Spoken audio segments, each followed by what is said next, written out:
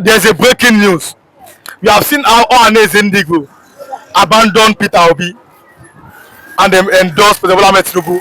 We saw how Igbo kings also endorsed him, but now Igbo elders have joined the fray.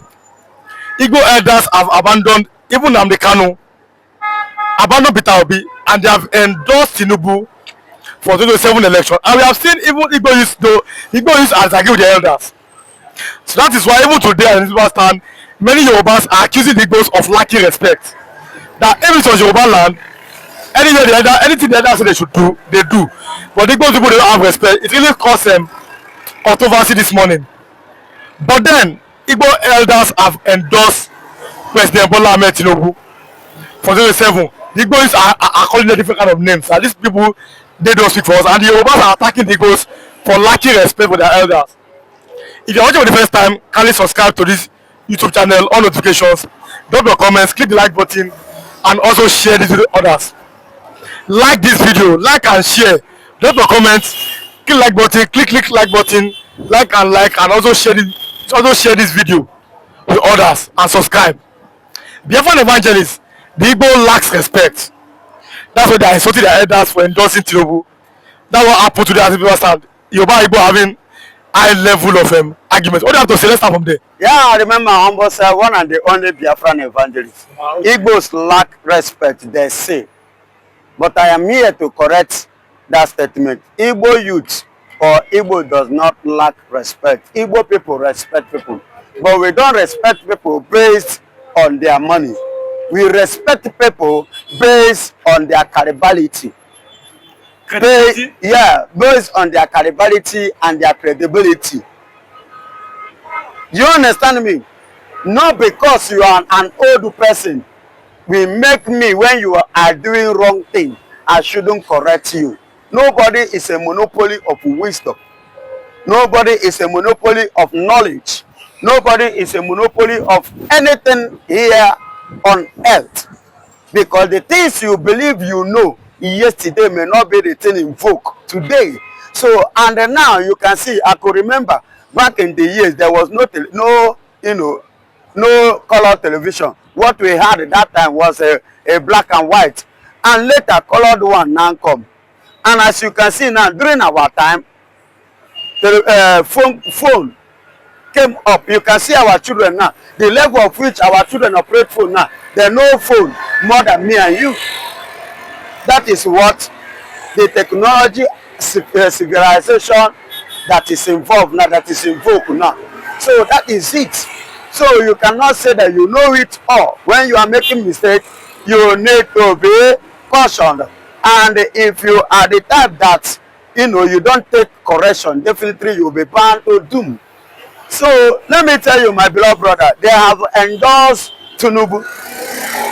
Good and fine. And they abandoned their brother, their son, in Nigerian custody of the DSS. The same Igbo elders. The same Igbo elders was there in 2023 when their brother won election.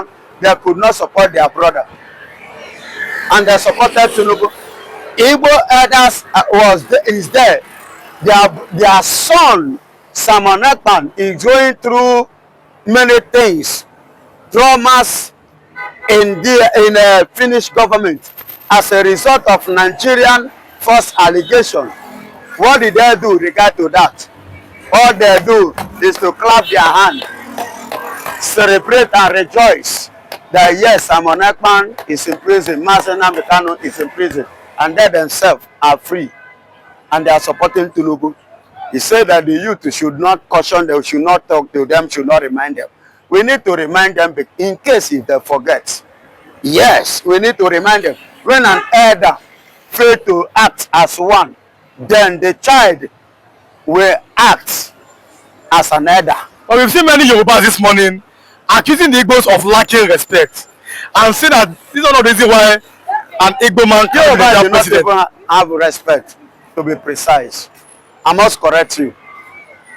A Yoruba man, I know of one just on, was it on Saturday? He was referring me, using this word when he wanted to talk to me. And he was talking to me, At my age, a boy of 20 is telling me like this, pointing hand to me, say, Ele, do you know what that means? If I'm a Yoruba person at my age, can he use that reference on me? No, that is the capital answer of it. No, he cannot refer me, pointing me like this, Ele. Do you know the meaning of Ele? To him, he believe Ele, you mean this one? This one. Say I'm at my age now, I appear as this one. It's an insult. It means that there is no respect there. So if you are telling me that Yorubas have respect, it is a capital lie. Yoruba only respect their own fellow Yoruba. But once you are not a Yoruba, they can never give you respect. And you cannot get it from them. So let them not talk about that. And another thing is this. Yoruba respect people that have money. Yes, they respect money because money, according to them, they believe in money. But it has been accused that it is. We saw the argument this morning. That it is the Igbos that like money, and that's why they are betraying Nnamdi Kanu. Igbos did not. Point of correction: Igbos did not like money. Igbos like money, but they did not love money. But Yorubas love money. There's a difference between like and love, because if they don't love money, you will see them in their house. They will not be able to put their house in order. They will be looking for Igbo man to come and put it in order. When the Igbo man finish putting in order to his own taste, they will give him quick notice and add and increase the rent of the house. But to let them use their money to beautify that house, to look attractive, they will not do it. They will be looking for somebody to do. And that time they will tell you, anybody is allowed. Then Igbo man will be given a house. So because they know that Igbo man will put it in order, will beautify it, it will be, good to look. But for them to put it like that, no. If you see the one that they go tell you, say, na Yoruba the one. The one will know they okay, na Igbo man to come the proper. So who can love money, who can like money? If they say then why they know that, why then they increase their rent? Why then they just like on Saturday, one collect house rent and use it and do all one bear.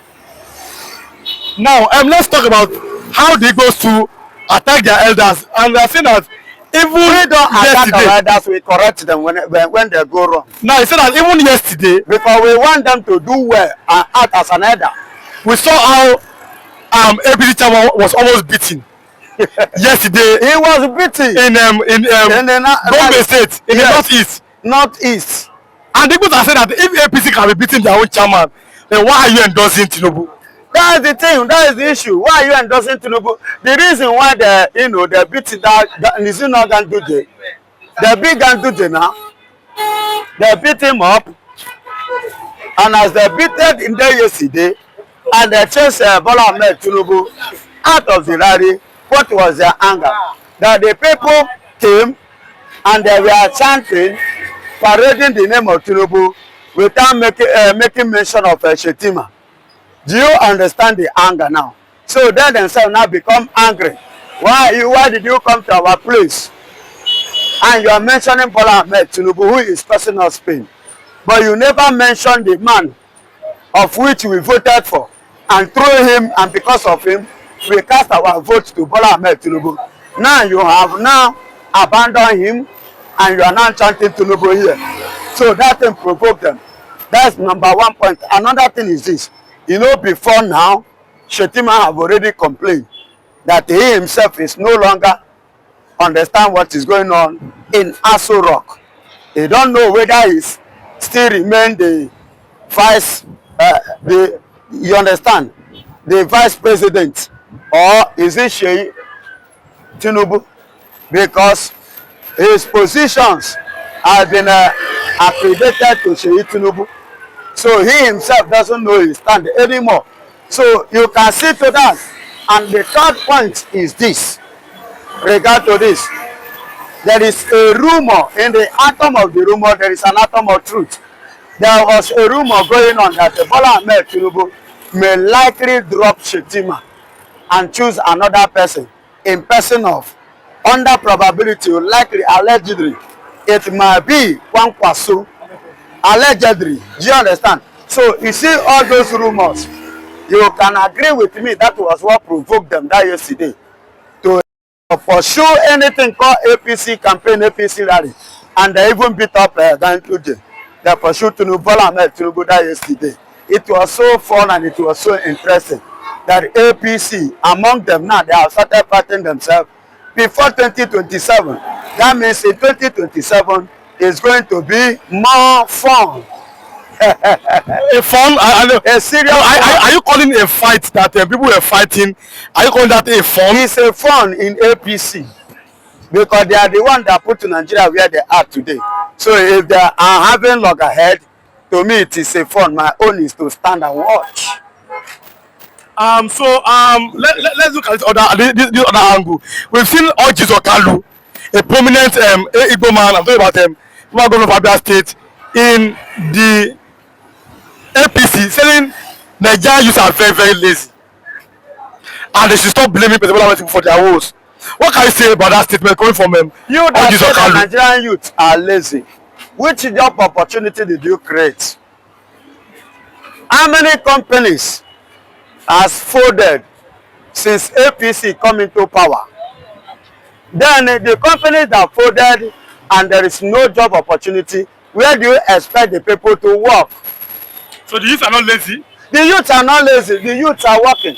If the youths are lazy, my brother, me and you will not stand here and be talking. Because this talk alone self is an energy. Strength is going. Yes, of which that strength, if you have opportunity or any alternative, we would have used it there and spend it there to get our money, to get our pay. So Nigerian youths are not lazy. In fact, if you come to the world, Nigerian youths are the most strongest people, because go and see the kind of job that many Nigerian youths are doing in overseas. Then you will agree with me that they are not lazy. If they can struggle, as worse and as bad Nigeria is, they can struggle and manage. Search for work nowhere, they travel out. Go and see the kind of job that they do. You will know that these people, if they have job here in Nigeria, they wouldn't have traveled. Finally, let's do this one finally. Okay, no, there are many topics, okay. But let's do this one here. What can you say about this level of Nigerian politicians? Yes, what I have to say concerning Nigerian politicians, I will still tell you the gospel truth. Nigeria is not yet mature to become a democratic nation. And if you ask me again, Nigeria is not yet grown to have independence, because the way they are running things, the people that are not independent are much better than Nigeria that have independence. You understand me? So that is what I have to say. Coming a religious what? War. That is what it is becoming, because in the eastern part of Nigeria today, the Christians are supporting Israel, while the north, the Fulanis are supporting Iran. And these people have been the jihadists, these people have been the terrorists in the war. You understand me? You can see the killing that took place in the Benue state. In Benue, do you know how many people that they killed? Over 200 people was killed. And these people were all Christians. And Nigeria, including the government, you can see the protest today against in the government house, against the actions of the governor. The governor of Benue State was not doing anything.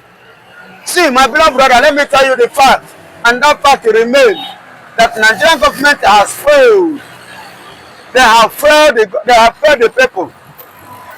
They have failed. Nigerian government has failed. Police has failed. CDS Musa has failed. AGF has failed. That is Attorney General Fagbemi has failed. Then the Senate President Akpabio has failed. And the rest of them, they are all failure. They have failed the people, including the governor of Benue State. Because on a norm, was it not 3 months ago, if I'm not mistaken, that the governor was saying that the people that are coming to Benue to buy them or to kill them, and you understand, say they are not Nigerian Fulanis.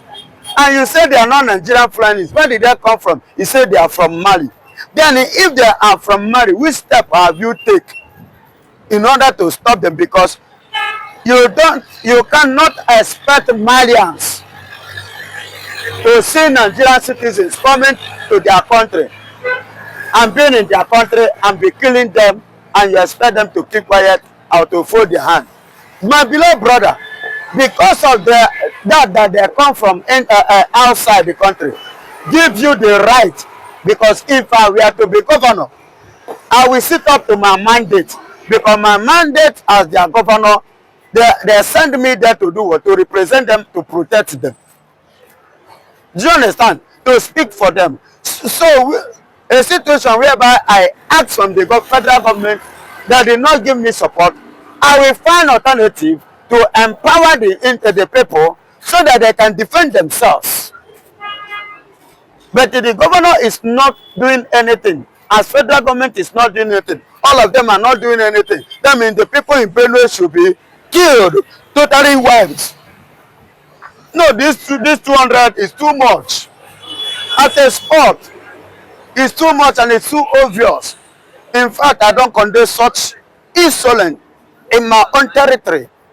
As you know, if I'm to be governor or to be in position of anything in the country or in the society. Do you understand me? It's very, very alarming and it's not welcomed. Now we have seen many people in Israel, talk about Biafrans in Israel. Igbo people are saying that in Israel that yes, there are they kind of because you see those ones that could have devastated their own territory or dwelling or domain was intercepted by the Israeli. All those missiles, ballistic missiles that came from Iran, it was seriously intercepted by the Israeli.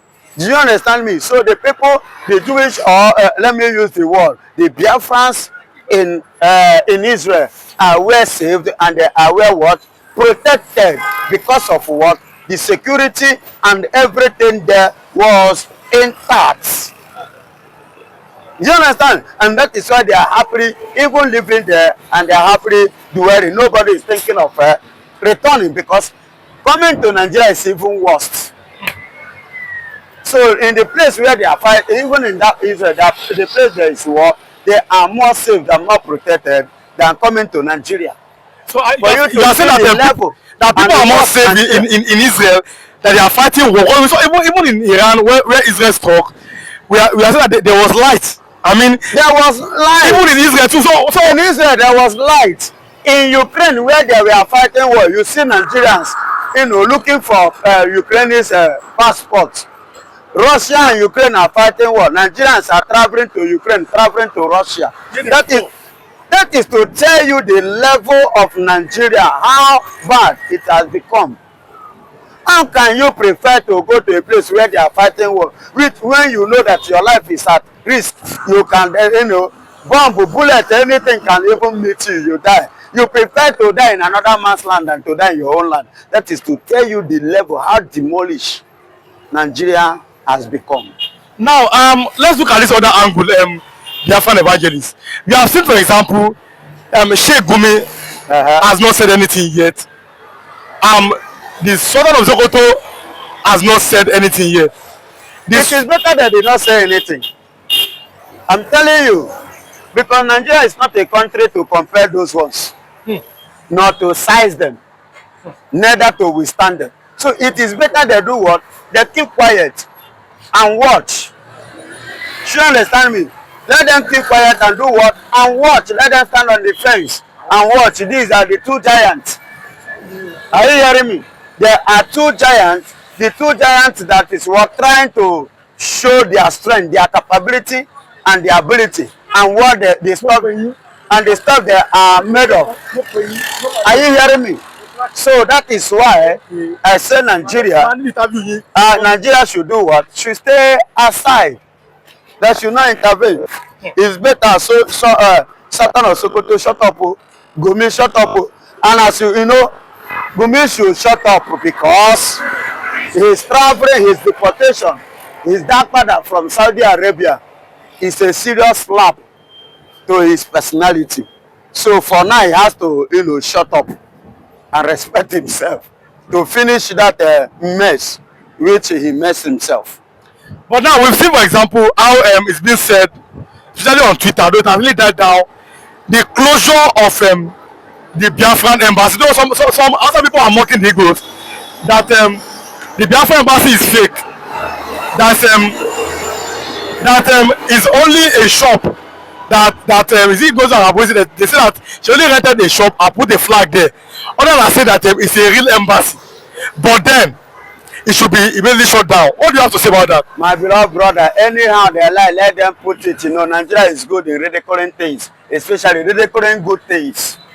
You can see the time of, and the tenure of Goodluck Jonathan. You can see the way both Yorubas and Hausa Fulanis, the way they ridicule Jonathan politically and with their dancing and making sure that they frustrate the man and frustrate his effort. At the end of the day, is it not the same people that are crying, complaining? So Nigeria know how to ridicule good things.